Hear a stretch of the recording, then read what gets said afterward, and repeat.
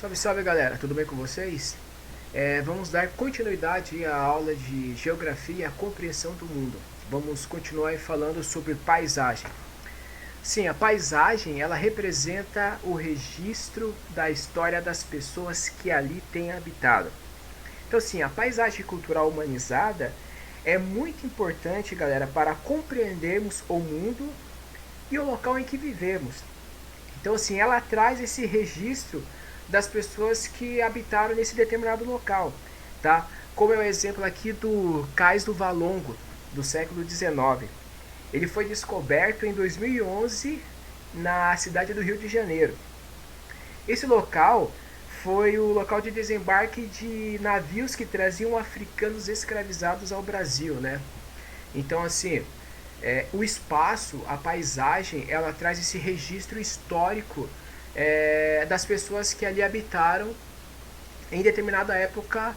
Então, ela traz essa constituição dessas pessoas. Então, assim, a geografia e a história, elas andam de mãos dadas, tá bom? Porque, principalmente, se a gente for falar sobre a paisagem humanizada, né, a paisagem cultural, é muito difícil falar desse espaço sem citar a história, certo? Assim como é difícil para a história falar, contar de determinados acontecimentos sem usar o espaço. Então a geografia e a história, elas são irmãs nesse sentido, tá bom? Os planos à paisagem. As fotografias, elas registram características do espaço geográfico. Vai tirar uma foto, automaticamente você vai ver o espaço em que a foto foi tirada, certo? Então, assim, ela traz essa origem, a evolução, permanência ou mudança, tá, desse local, ou seja, a interação da sociedade com a natureza, tá? Então, assim, se vocês pegarem uma foto, uma fotografia antiga, principalmente se for de, de uma cidade, de uma área urbana e etc., vocês vão ver que dependendo o tempo que foi tirado essa foto, vocês podem ver que esse local mudou, né? Até mesmo um lugar onde antes era uma panificadora, hoje pode ser uma borracharia e assim por diante. Então, essa constante mudança desses local, então, desses locais, desculpa. Então, as fotografias, elas trazem esses elementos, é bem interessante o estudo, né, para a curiosidade, para ver a mudança desses locais.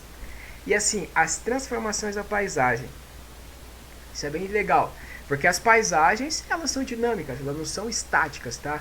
E esse dinamismo, ele ocorre de duas formas: pela ação da natureza, essa forma pode ser mais rápida, tá? Como o vulcanismo, aqui nessa foto.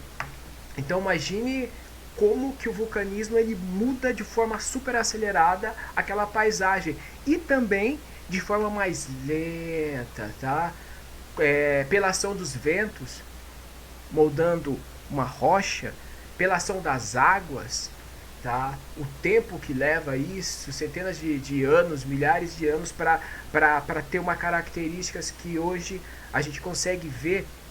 Então imagine quanto tempo que isso ocorreu, tá? Então, natureza de forma rápida ou lenta. E também pela ação humana, tá? Como assim a criação de campos para cultivo, né? Aquela paisagem, ela tinha uma certa característica, uma certa ela se moldava de uma forma e de repente ela começa a se moldar de outra forma pela ação antrópica, tá? Como o asfaltar, né? Você abre ali um local, faz uma rua, asfalta, aquela rua também já muda a paisagem, a construção de casas e assim por diante. Então, essas ações, essas transformações da paisagem, elas ocorrem de duas formas: ação natural, ação da natureza, e ação humana. Os impactos das intervenções humanas.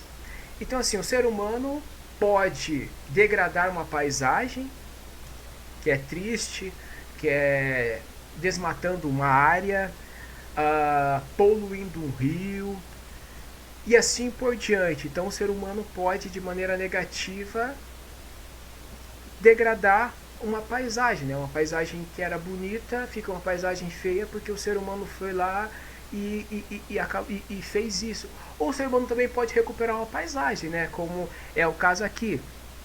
Ações técnicas, o ser humano foi lá e recuperou essa paisagem, tá?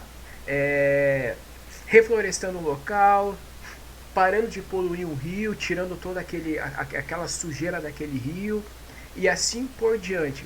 Então, esses são os impactos das intervenções humanas: impacto negativo e impacto positivo. Impacto negativo degradando e impacto positivo recuperando. As paisagens naturais preservadas, né? Então, assim, aquelas paisagens que sofreram pequenas intervenções humanas ou são áreas naturais, elas necessitam, pessoal, de preservação, porque nesses locais é possível encontrar a presença de espécies vegetais e animais em risco de extinção, tá? Que só estão ali naqueles locais. Por quê? Porque é um local de preservação, porque se fosse outro local teria caçadores e assim por diante. Então ali esses animais estão seguros, então é necessário preservar esse local.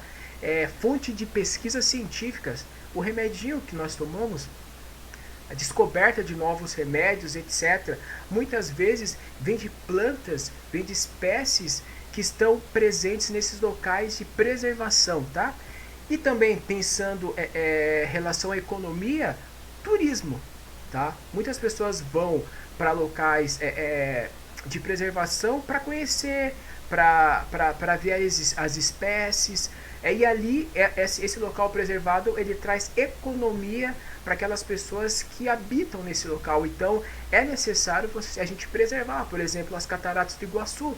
Esse é um exemplo bem válido. As pessoas vão lá para conhecer aqueles locais, aquele mundaréu de água, os animais que habitam ali e assim por diante. Então, assim, é necessário preservar, tá bom, galera? Então, nós ficamos por aqui por hoje. Muito obrigado e até a próxima aula, tá?